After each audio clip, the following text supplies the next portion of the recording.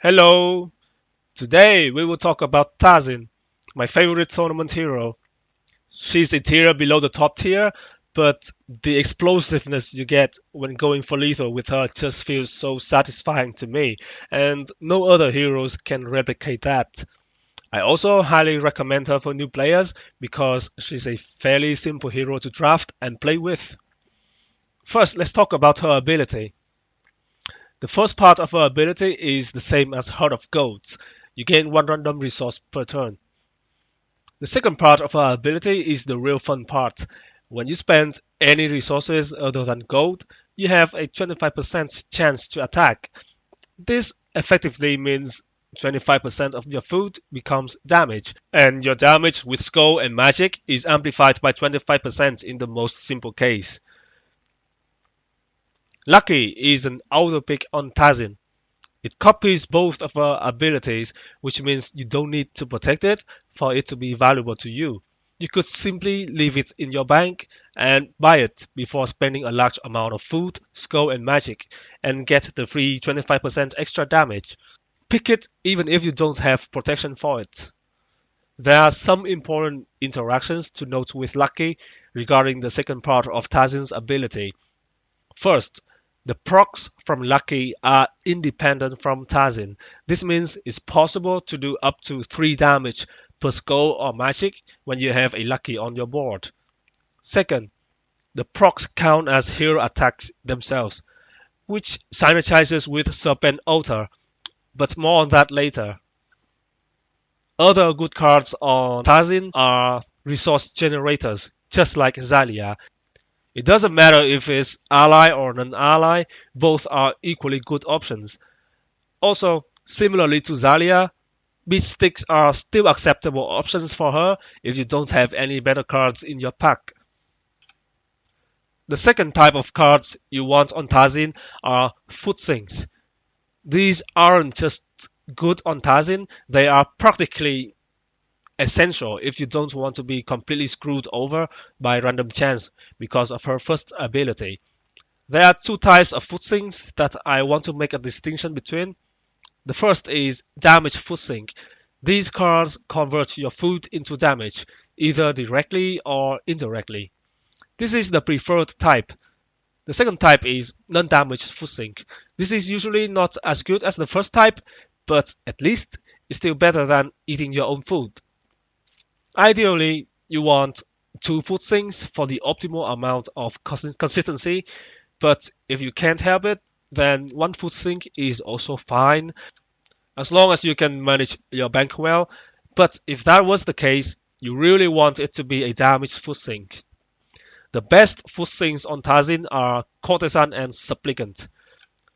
No other cards in the game convert food into another damaged resource, except Inquisitor, but it's a very expensive card.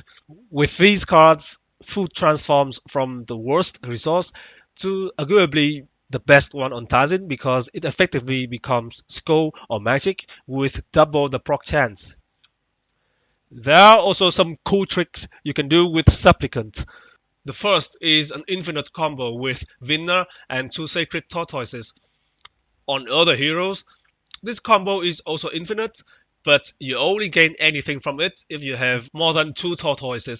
On Tazin though, two tortoises are enough for lethal thanks to her second ability. It's a cool combo, but I don't suggest actively looking for it in your draft because it's a 4 card combo, which means it can get very inconsistent. Furthermore, if your opponent has a Retaliator, it can kill your winner, thus cutting your combo short. The second thing you can do with Supplicant is converting your food into magic and then feeding that magic into something that could eat both food and magic.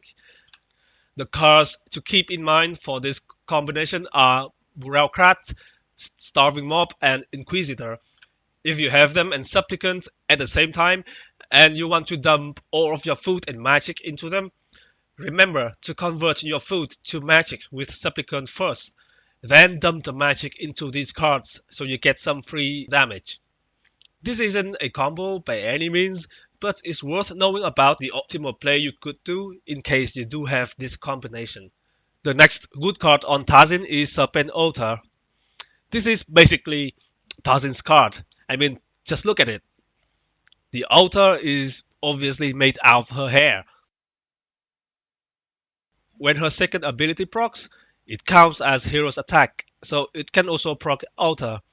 Lucky procs can also trigger altar since they count as hero's attack themselves. This means the maximum damage you can do with one lucky and one altar on the board by spending one score on magic is 6. I did some rudimentary maths to calculate all the possibilities when you have one lucky and altar here. I'm certain some of them or all of them are incorrect because they don't add up to 1.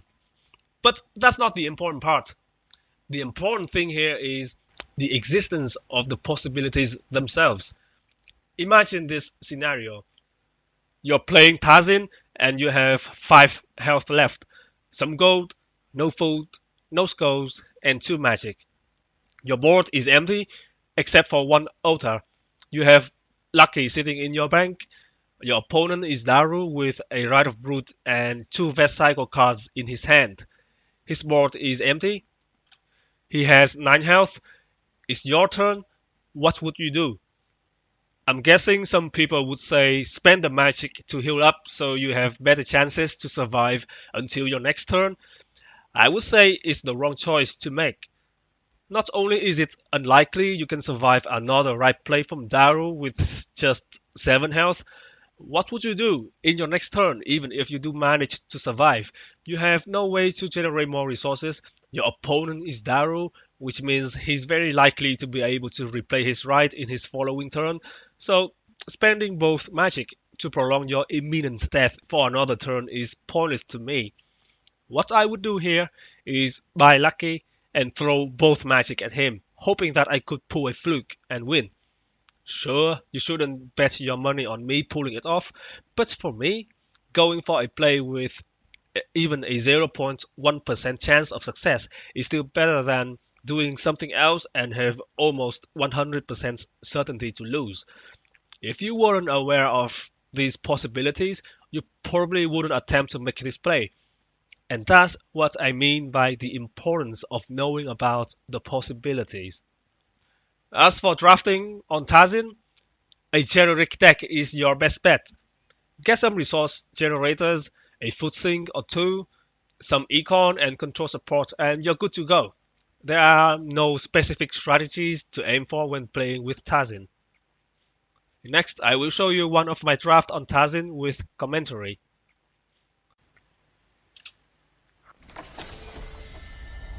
Here in this first pack we have 3 good options: Patron, Militia, and Curry Favor. But as a first pick on Tazin, a food sink should be prioritized, and between Patron and Militia, one is a damaged food sink, the other is not, so I go with Militia.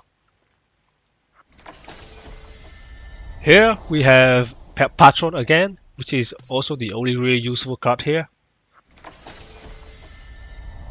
Next we have Deceit and Curry Favor again. Normally Deceit would be a good econ support, but in this particular case Curry would be better because I have Patron to convert 3 food into 3 gold and maybe do some damage. And if I don't want the econ but want to do some damage, I could dump the food into Militia to do the damage. So Curry would be more flexible than Deceit in this case. Here we have Golem, which is a very good war. I like it, and I need it for Patron as well. Here we have Spice Route, which is usually an okay card, but I think that's a little bit too much food. Between Spice Route, Tazin's ability, and Curry Favor, so I go with Informant instead, which is an okay card if you have protection for it, which I do with Golem. Okay, next we have 2 cards to consider, Apothecary and Goat Putis. The reason I'm considering Apo here is because I think I might have too much gold with patron and informant sitting behind golem, so I need a way to spend that gold. An apple would be an okay option to spend gold, but I decided to go with Putis because apple would only be useful for me if I do have the econ. If I don't have the econ, it would just be a useless card in my bank. Putis would never be useless for me. So I go, which is a safer option. So I go with it. Here we have an easy pick in Lackey. Okay, next we have a nice ghosting in Merchant Guild, but since I have Putis, I doubt I would be able to replay Guild very often. Dance is also an okay way to spend some excessive gold, but I don't really have any good targets for it here. Putis is okay, I guess, but copying it just doesn't seem very useful to me. So I go with Elixir, which is also a nice way to spend gold because cows are pretty expensive, and it provides me with another way to scale other than just Putis. Because if I only have one scaling card, I might have some consistency issue when playing this deck. And Elixir also has a pretty cool interaction with Golem since it can instantly heal Golem to max health.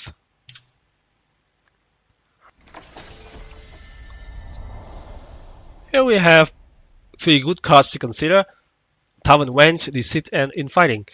Now, I think that's a little bit too many allies already, so I don't go with Tavern Wench, even though I think normally it would be a very good card to be sitting behind Golem. Deceit is some extra econ, which I may or may not need. I'm not sure, but at least I know that it would only be useful for me in the early game when I need some immediate econ to buy cows or goats. In the late game, it will definitely be useless for me.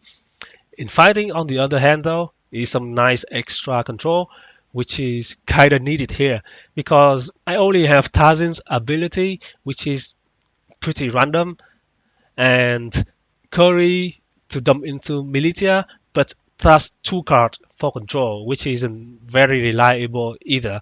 So I go with Infighting. And if I don't need the control from Infighting for whatever reason, I could still play it for the restock. It's a very flexible card. Finally, in this last pack, we don't really have any great options. Cotley would be normally a good card, but here I have Putis and Elixir, so I don't think I'll be able to replay it very often. Winner is a little bit excessive because I already have too many resource generators, but it does have another purpose than just generating food, which is to convert some of the extra gold that I may or may not have into damage. And sometimes this ability to convert gold into damage could give me lethal 1 or 2 turns early. Probably not necessary, but at least it's more useful than all the other cards in this pack. And that's the end of my draft. My final verdict on Tazin is she's a good hero. Drafting with her is a bit trickier than Sang and Zalia because she needs a foot sync, but other than that, her main drafting strategy is practically the same as them. I highly recommend her for new players. Thank you for listening. If there's one thing I want you to remember from this guide, that would be always get yourself at least one foot sync when drafting with Tazin. Goodbye, and I'll see you next time.